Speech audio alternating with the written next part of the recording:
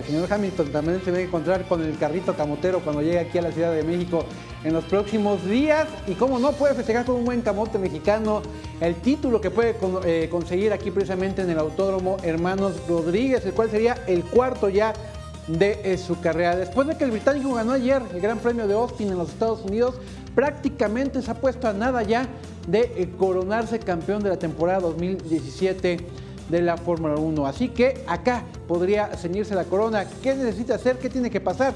Vamos a verlo. El Autódromo Hermanos Rodríguez podría convertirse en el escenario donde el piloto británico Lewis Hamilton se alce con el cuarto título de su carrera en la Fórmula 1. Tras su victoria del fin de semana pasado en el Gran Premio de los Estados Unidos, realizado en Austin, Texas, Hamilton suma 331 puntos, por los 265 del alemán Sebastián Vettel. Con 66 unidades de ventaja sobre un total de 75 puntos en juego, solo una catástrofe podría evitar la coronación del británico. ¿Qué es lo que necesita el piloto de Mercedes para coronarse en México? Sencillo, cumplir con cualquiera de estas combinaciones. Terminar entre los 5 primeros, terminar entre los 9 primeros y que Vettel no gane la carrera, que Vettel sea tercero o peor, sea cual sea su propio resultado. Vianey Zárate, 21 Noticias. Bueno, y si por alguna razón el inglés, el británico, no consiguiera el título aquí, no cerrara el título aquí en México, le quedarían todavía 3 carreras más, que son las que componen la temporada 2017 para lograrlo. Es prácticamente un hecho que Hamilton va a ser el campeón de la temporada 2017. Ojalá lo consiga aquí en México para que tenga un plus la carrera del próximo domingo aquí en la capital del país. Y abusados con lo que tiene que ver con la movilidad para asistir este fin de semana precisamente al Autódromo Hermanos Rodríguez. Lo más importante, recuérdelo, no habrá acceso a automóviles, no habrá estacionamientos, los habrá, pero todos serán remotos. No habrá otra manera de ingresar a la zona del autódromo si no es en transporte público o con el transporte precisamente puesto para estos efectos, que lo van a trasladar del estacionamiento remoto hasta el autódromo. Vamos a ver esta información. Para que los capitalinos y visitantes con boleto disfruten del evento deportivo Fórmula 1 Gran Premio de México 2017, el gobierno capitalino pondrá en acción un plan estratégico de movilidad. El dispositivo es encabezado por la Secretaría de Movilidad. Los espacios que se habilitarán como estaciones remotas tendrán corridas cada 20 minutos. Estarán ubicados en Hipódromo de las Américas, en Avenida del Conscripto 311, Lomas de Sotelo, Miguel Hidalgo, Auditorio Nacional exclusivamente Lanzadera, en Avenida Paseo de la Reforma 50, Bosque de Chapultepec, Miguel Hidalgo, en Plaza Carso, Lagos Zurich 245, Ampliación Granada, Miguel Hidalgo, Expo Santa Fe, Avenida Santa Fe 270, Santa Fe, Álvaro Obregón y Estadio Azteca.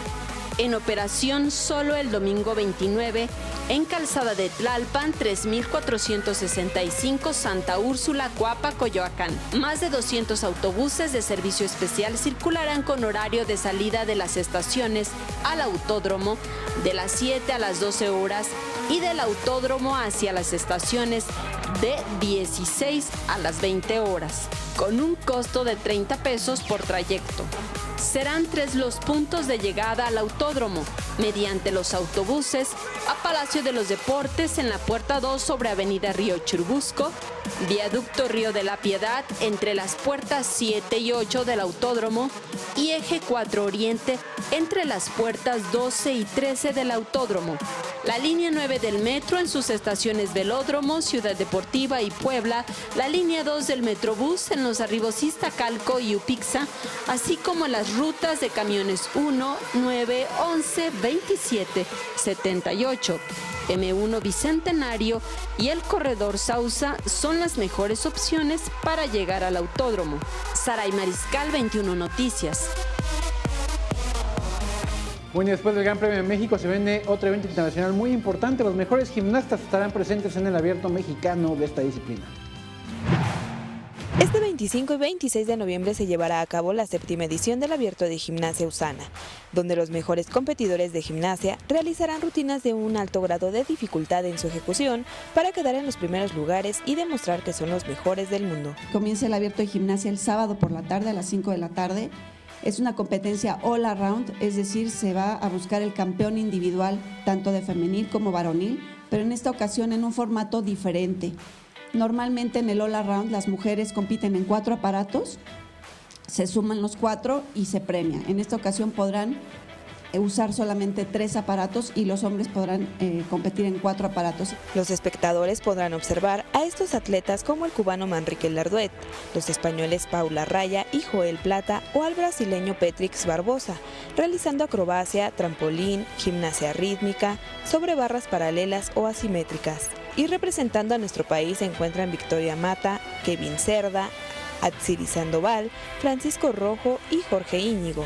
En donde los veremos con disfraces, con música, interactuando con el público, haciendo mucha dificultad, pero a la vez un espectáculo muy ágil, divertido.